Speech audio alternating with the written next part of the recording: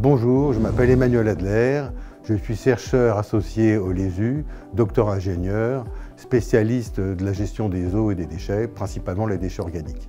Je m'appelle Fabien Esculier, je suis chercheur à l'École nationale des ponts et chaussées, au laboratoire LESU, et j'y coordonne le programme de recherche-action OCAPI qui s'intéresse au retour au sol des urines, matières fécales et biodéchets.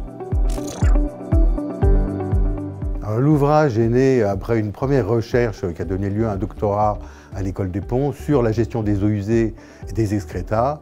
Et afin d'avoir une approche holistique, je me suis intéressé à la gestion des restes alimentaires, des biodéchets. Nous sommes en 2024, c'est à la fois l'année où la loi AGEC rend obligatoire la valorisation des biodéchets et les 40 ans du SICTOM, le syndicat de traitement des ordures ménagères sur l'agglomération parisienne. L'École nationale des ponts et chaussées et le SICTOM ont souhaité marquer ces deux événements par un travail de recherche scientifique sur l'histoire de la gestion des matières organiques sur l'agglomération parisienne. De nombreuses études historiques portent sur des périodes précises, relativement brèves. Pour cet ouvrage, nous avons souhaité inscrire l'histoire de la gestion des matières organiques dans une étude de très long terme qui commence au Moyen-Âge et qui se termine aujourd'hui. L'idée est de pouvoir cerner les grandes périodes, les grands moments qui ont déterminé la façon dont on gère aujourd'hui ces matières.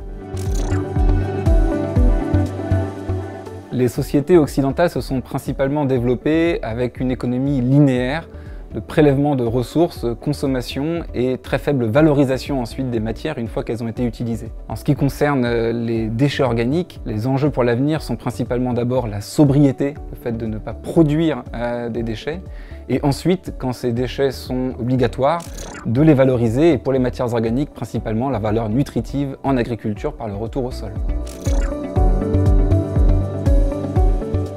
Alors en complément au discours très technique des collectivités destinées à leurs citoyens pour le geste de tri, l'objet de cet ouvrage est de rappeler des éléments historiques et culturels qui vont sensibiliser ces habitants à ce geste de tri et à la valorisation des déchets organiques. Aujourd'hui, à l'heure de la nécessité de valoriser au mieux ces matières, inspirons-nous du passé pour trouver la manière la meilleure de valoriser ces matières demain.